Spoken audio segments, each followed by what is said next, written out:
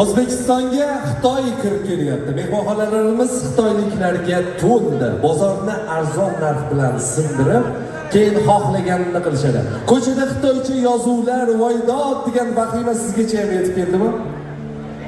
Bir savol bersangda, bozorlarimizda oldin yo'qmidi Xitoyda tovarlar? Asboblarimiz, dastgohlar, uskunalar Avstraliyadan kelarmidi? Tabiiyki yo'q. Faqat bitta farqi bor edi. Orada olib sotarlikni o'zimiz qilardik.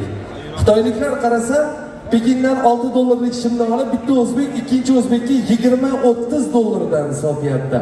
Agar puli borligini bilib qolsa, 40-50 dan ham tutib olyapti. $10 sotgandan keyin hamma xitoylikdan oladi o'sha shimni. Yoki restoranlarimizda yo'qmidi? Mijoz o'rgatib olgandan keyin masalliqdan urib qolish, ovqatni mazasi aynishi. Biz xitoylik qassoblardan o'rgandikmi? Lahm go'shtni pulini olib, orasiga yog' yoki suyak tutib yuborishni. Savdoda yolg'on ishlatishni, musofirdagi vatandoshini uxlatib ketishni. Qaysi biri yo'q edi bizda? Bir narsani qachondir anglashimiz kerak. O'zbekni sindiradigan millat yo'q.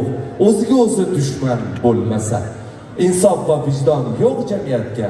Xitoy ham, Rossiya ham, Turkiya ham eshikni deb kirib kelaveradi.